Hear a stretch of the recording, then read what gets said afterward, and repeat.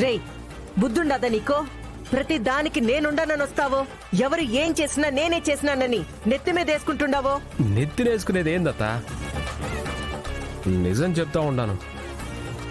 అందరూ పడుకున్న తర్వాత తాగుదాంలే అని ఆ పక్కనే పెట్టున్నాను. పాపం ఆ పాపకి తెలియక తాగేసినట్టుండది.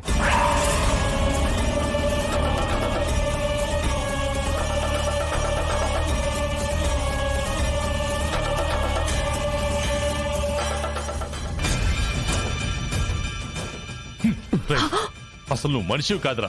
అసలు నువ్వు మనిషి జన్మ ఎలా ఎత్తావో నాకు ఇప్పటికీ అర్థం కావట్లేదు.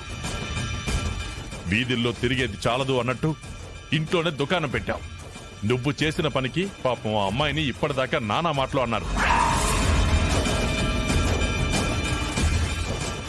సరే అన్నా, వాడేదో తాగడానికి పక్కన పెట్టుకుని ఉండాడో చూసుకునే పని లేదా? తాగేసేయడమేనా? నువ్వు మాట్లాడొద్దు అన్నపూర్ణ. అల్లుడు చేస్తే తప్పులేదు కానీ తెలియక ఒక అమ్మాయి చేసిన దానికి ఇంత గొడవ చేశారు. రేయ్, ఇంతకు మించి తప్పు చేయవు అనుకున్న ప్రతిసారి అంతకు మించి ఏదో ఒక పెద్ద తప్పు చేస్తూనే ఉన్నావురా.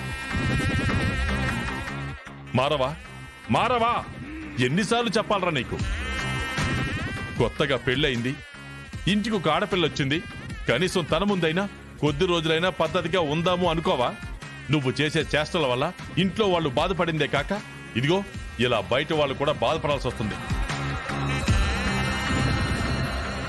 నువ్వు చేసిన తప్పుకి వాళ్ళు మాటలు పడాల్సి వచ్చిందిరా. ఛీ, నిన్ను తిట్టి తిట్టి నా నోరు పోతుందే కానీ నీలో కొంచెం కూడా మార్పు రావడం లేదు.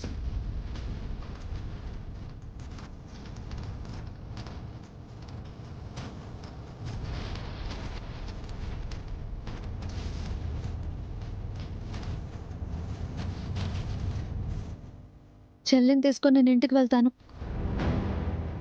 భలేదానమ్మా, ఇప్పుడు ఆ అమ్మాయిని ఈ పరిస్థితుల్లో ఇంటికి ఎలా తీసుకెళ్తావు? ఇక్కడే పడుకోబెట్టు.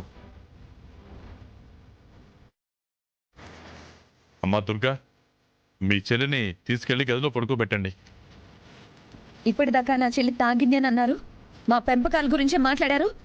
ఇప్పుడేమి మాట్లాడే? ఏ మీ మేనల్లుడికి ఒక న్యాయం, నా చెల్లెలకు ఒక న్యాయమా? వయసులో పెద్దవాళ్ళైనప్పుడు ఒక తప్పు జరిగిందంటే దాని గురించి ఆలోచించి ఎందుకు జరిగిందనేది తెలుసుకొని మాట్లాడాలి. అవకాశం దొరికింది కదా అని ఇష్టం వచ్చినట్టు మాట్లాడారు. ఇప్పుడేమంటారు? చెయ్యని తప్పుకి ఎన్నిసార్లని మాటలు పడాలండి?